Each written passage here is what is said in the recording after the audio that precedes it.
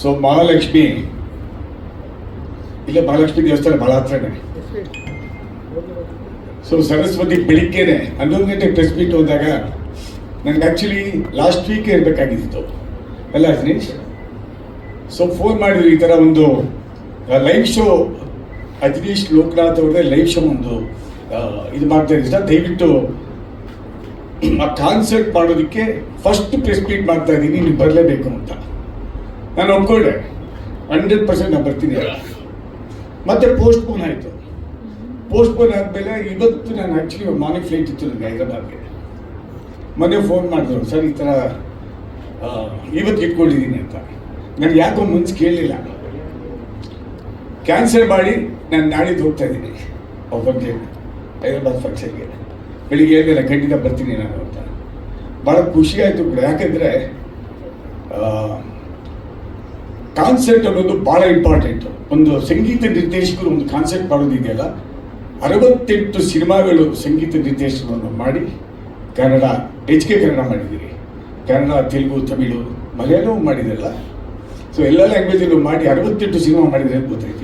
ಇವಾಗ ಮಾತಾಡ್ತಾಡುವಾಗ ಭಾಳ ಖುಷಿ ಆಯ್ತು ನನಗೆ. ಯಾಕೆಂದರೆ ನಮ್ಮ ಕನ್ನಡದ ನೆಲದಿಂದ ಹೋಗಿ ಅಲ್ಲಿ ಸುದ್ದಿ ಮಾಡಿದಂಥ Ajaneesh Loknath. I am very proud of you.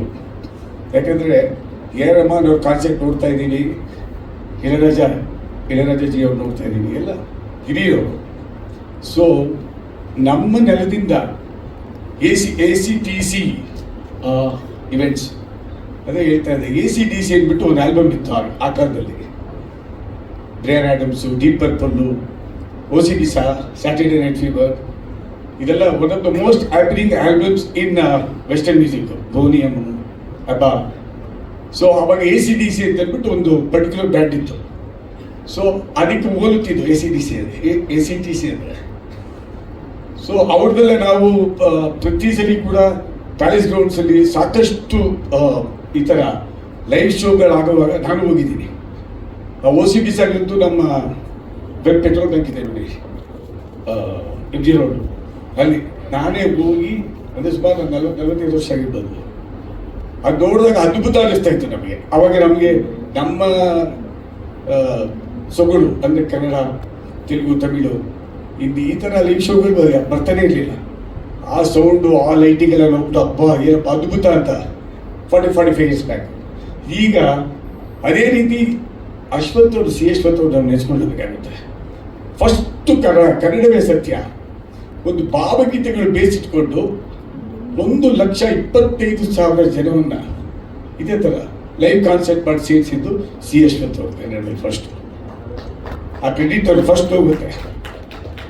So ಅದೇ ರೀತಿ ಅಜ್ನೀಶ್ ತಾವು ಕೂಡ ಇದು ಯಾವ್ದು ಟೈಪ್ ಮಾಡಿ ACTCಲಿ ಏನು ಟೈಪ್ ಮಾಡಿದ್ದೀರಲ್ಲ, ಫಸ್ಟ್ ಪ್ರೋಗ್ರಾಮ್ ನೀವು ಮಾಡ್ತಾ ಇದ್ದೀರಿ ಭಾರತೀಯ ಭವನದಲ್ಲಿ. I wish you all the best. 1 lakh ಅಲ್ಲ, 5 ಲಕ್ಷ ಕನ್ನಡಿಗರು ಸೇರಲಿ ಅಂತ ಅಂದ್ಬಿಟ್ಟು ದೇವರ ಪ್ರಾರ್ಥನೆ ಮಾಡ್ತಿದ್ದೀವಿ. ಕಂಪನಿನ ಒಂದೇ ವೇದಿಕೆ ಮಾಡಿಕೊಟ್ಟಿದ್ದು. So thank you Ajaneesh. ಅದಕ್ಕೆ first thank you so much. ಹೌದೌದು, ಒಟ್ಟಿಗೆ ಇದ್ದೀವಿ, but together on a stage is something different. So ಇದಾದ್ಮೇಲೆ ಒಂದು ಫೋಟೋ ತಗೊಳ್ಳೋಣ ಸರ್ ಸ್ಟೇಜ್ ಮೇಲೆ ಜೊತೆಗೆ. ಅಫ್ಕೋರ್ಸ್. ಸೊ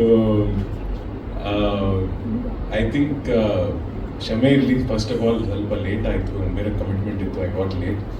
ಆ್ಯಂಡ್ ಅಜ್ನೀಶ್ ಬಗ್ಗೆ ಮಾತಾಡಬೇಕು because I think one of the sweetest persons in the industry. ಯಾವಾಗಲೂ ಫೋನ್ ಮಾಡಿದ್ರೆ, I mean if I call him or he calls me back, ಏನೋ ಒಂದು anything that happens, work happens the fastest.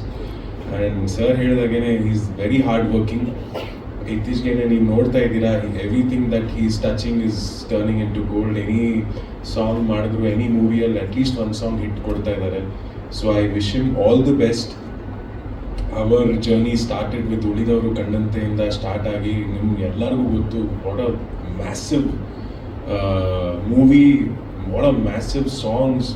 And then of course sir ಹತ್ರ ಇರೋ ಒಂದು 2-3 movies, I mean the background ಸ್ಕೋರಿಂದ ಹಿಡಿದು what fantastic work that he has done, ಏನೋ ಎಲ್ಲರಿಗೂ ಗೊತ್ತಿದೆ. So he has a very bright future. Of course 4-5 industrials ಅವರು work ಮಾಡಿದ್ದಾರೆ. ಸೊ ಅಫ್ಕೋರ್ಸ್ ಡೋಂಟ್ ಫರ್ಗೆಟ್ ಅಂದರೆ ಕನ್ನಡದಲ್ಲಿ you have to have the maximum output. I would request, we want you in this industry more than anywhere else. So thank you, and being a part of your journey is also an honour to us. And ಇದೂ ಒಂದು ಹೊಸ ಪ್ರಯತ್ನ ಮಾಡ್ತಾ ಇದ್ದೀರಾ. I was actually wondering ಯಾಕೆ ಮಾಡಿಲ್ಲ ಇನ್ನೂ ಅಂತ. So it's a good thing that you started now. You have a ample number of songs ಮಾಡ್ತೀರಾ. So all the best, and whatever support from our side we can, we will be there for you. And of course I cannot speak all the histories all. We are very young, we don't know much, but ಈ ಯೂತ್ಗೆ whatever you need, we are always there for you. Ajaneesh, Anand Audio stands strong and hard with you always. All the best, and eager to see you on stage, perform, rock the crowd, and thank you so much. And looking nice. He's lost a lot of weight, so ನಾನು ಇವತ್ತಿನ ಈ ವೇದಿಕೆಯಲ್ಲಿ ನಿಂತು ಮಾತಾಡೋದಕ್ಕೆ list open ಮಾಡ್ಕೊಂಡ್ಬಿಡ್ತೀನಿ, ಬರ್ತು ಬಿಡ್ತೀನಿ.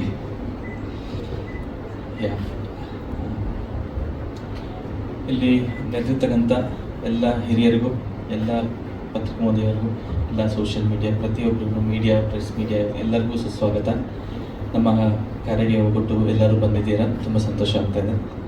Usually ನಾನು ಒಂದು press ಮೀಟಲ್ಲಿ ಒಬ್ಬ ಮ್ಯೂಸಿಕ್ ಡೈರೆಕ್ಟರ್ ಆಗಿ ನಿಂತು ಹಂಗೆ ಸೈಡಲ್ಲೇ ಹಂಗೆ ನಿಂತು ಹಂಗೆ ಹೋಗ್ಬಿಡ್ತಾ ಇದ್ದೆ, ಜಾಸ್ತಿ ಮಾತಾಡಿದೆ. ಬಟ್ ಇವತ್ತು ನಾನು ಮಾತಾಡಲೇಬೇಕು. ಏನಾದ್ರು ತಪ್ಪಿದ್ದಲ್ಲಿ ದಯವಿಟ್ಟು ಕ್ಷಮಿಸಿ.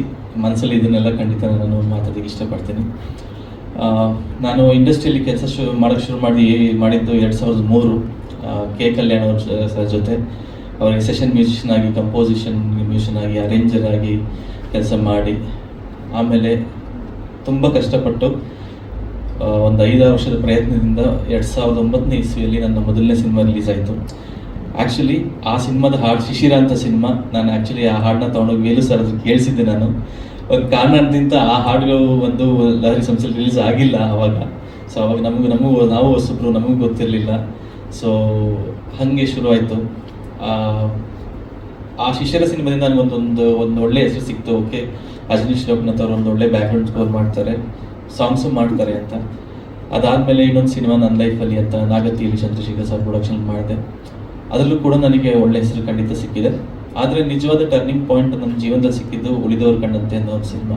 ಸೊ ಇವತ್ತಿಗೆ ಉಳಿದವರು ಕಣ್ಣಂತೆ ಬಂದು 12 ವರ್ಷ ಆಗಿದೆ. ಈ ವರ್ಷಕ್ಕೆ 13ನೇ ವರ್ಷ ಇದು.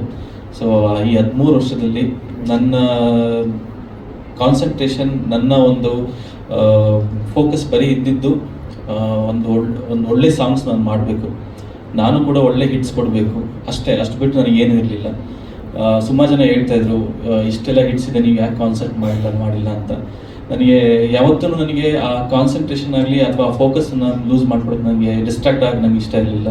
ಎಷ್ಟೋ ಶೋಗಳಿಗೆ ಜಡ್ಜಾಗಿ ಕರೆದಿದ್ರು, ನಾನು ಯಾವುದಕ್ಕೂ ನಾನು ಒಪ್ಕೊಳ್ದೆ.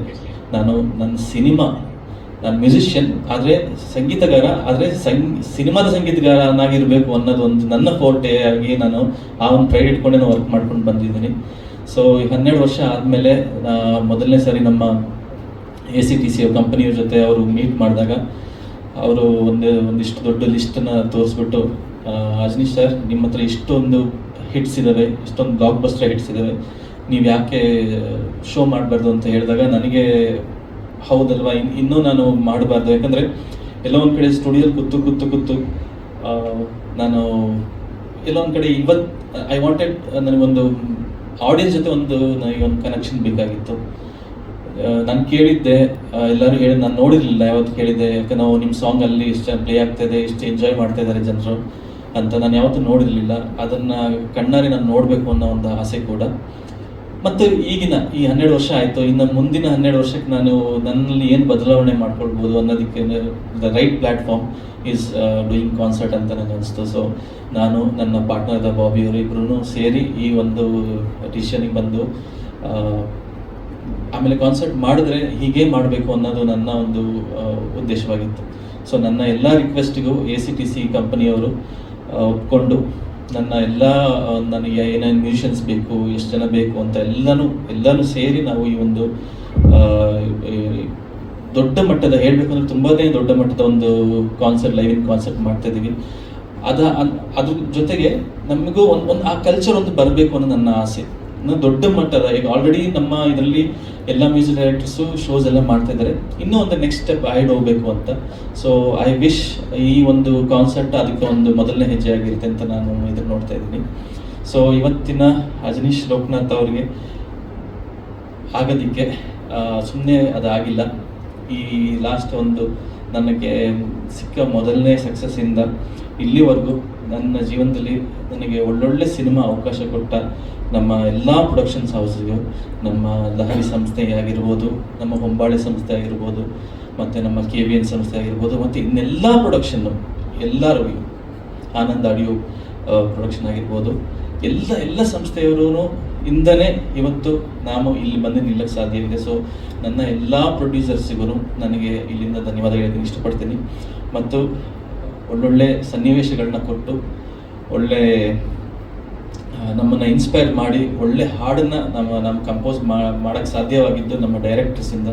ಸೊ ನನ್ನ ಮೊದಲನೇ ಸಿನಿಮಾದಿಂದ ಇವತ್ತು ನಮ್ಮ ಲ್ಯಾಂಡ್ ಲಾರ್ಡ್ ಸಿನಿಮಾವರೆಗೂ ನಾನು ವರ್ಕ್ ಮಾಡಿರೋ ಎಲ್ಲ ಡೈರೆಕ್ಟರ್ಸ್ಗೂ ನಾನು ಈ ವೇದಿಕೆಯಿಂದ, ಯಾಕಂದರೆ ಅವರು ಕೊಟ್ಟಿರೋ ಸಿಚುಯೇಷನ್ಸೇ ನಮ್ಮನ್ನು ಆ ಥರ ಎಲ್ಲ ಯೋಚನೆ ಮಾಡೋಕ್ಕೆ ನಮ್ಮಲ್ಲಿ ಒಂದು ಆಲೋಚನೆನ ಹುಟ್ಟಾಕಿದೆ. ಸೊ ಎಲ್ಲ ನನ್ನ ಡೈರೆಕ್ಟರ್ಸ್ಗೂ ನನ್ನ ಧನ್ಯವಾದಗಳು.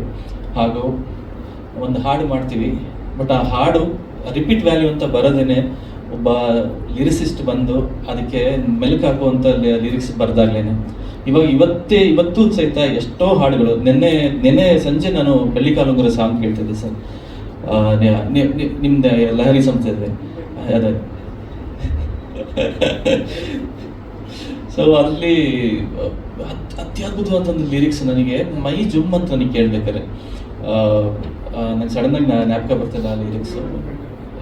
ಸರ್ ಹೌದು. ಸೊ ಅವಾಗ ಅಂದರೆ ಇವಾಗೆಲ್ಲ ತುಂಬ ಜನ ಯೋಚನೆ ಮಾಡ್ತಿದ್ದೀನಿ, ಆ ಲಿರಿಸಿಸ್ಟ್ ರೈಟರ್ಸ್ ಅವ್ರು ಬರೆಯೋ ಅಂಥ ಒಂದು ಆ ಸಾಲುಗಳೇನೆ ಮತ್ತೆ ಮತ್ತೆ ಮತ್ತೆ ಕೇಳಬೇಕು ಅಂತ ಅನಿಸುತ್ತೆ, ಕೇಳಿಗರಿಗೆ ಕನೆಕ್ಟ್ ಮಾಡುತ್ತೆ. ಸೊ ನನಗೆ ಆ ಒಂದು ಎಲ್ಲ ಲಿರಿಸಿಸ್ಟ್ಗಳಿಗೂ, ನನ್ನ ಹಾಡನ್ನ ಇನ್ನೂ ಚಂದಗೊಳಿಸಿದ ಎಲ್ಲ ಲಿರಿಸಿಸ್ಟ್ಗಳಿಗೂ ನಾನು ನನ್ನ ಧನ್ಯವಾದಗಳು ಇಷ್ಟಪಡ್ತೀನಿ. ಹಾಗೂ ಮತ್ತು ಆ ಲಿರಿಕ್ಸ್ನ ಬರೆದ ಮೇಲೆ ಸಿಂಗರ್ಸ್ ಆ್ಯಂಡ್ ಮ್ಯೂಸಿಷಿಯನ್ಸ್ ತುಂಬ ಜನ ದುಡಿತಾರೆ. ಈಗ ಒಂದು ಹಾಡು ಆಗಬೇಕು ಅಂತ ಹೇಳಿದ್ರೆ ಕಮ್ಮಿ ಅಂದರು ಮ್ಯೂಸಿಷಿಯನ್ಸಿಂದ ಹಿಡಿದು ನಮ್ಮ ಸ್ಟುಡಿಯೋದಲ್ಲಿ ವರ್ಕ್ ಮಾಡೋರಿಂದ ಹಿಡಿದು ಪ್ರತಿಯೊಬ್ಬರೂ ಒಂದು ಅಟ್ಲೀಸ್ಟ್ ಒಂದು 50-100 ಜನ ಕೆಲಸ ಮಾಡ್ತಾರೆ ಒಂದು ಹಾಡು ಬರಬೇಕು ಅಂತ ಹೇಳಿದ್ರೆ. ಸೊ ಅವರೆಲ್ಲರಿಗೂ, ಎಲ್ಲ ಸಿಂಗರ್ಸ್ನು, ನನ್ನ ಹಾಡನ್ನ ಇನ್ನೂ ಪಾಪ್ಯುಲರ್ ಮಾಡೋಂಥ ಎಲ್ಲ ಸಿಂಗರ್ಸ್ ಹಾಗೂ ಮ್ಯೂಸಿಷಿಯನ್ಸ್ ನಾನು ಧನ್ಯವಾದಗಳು ಇಷ್ಟಪಡ್ತೀನಿ.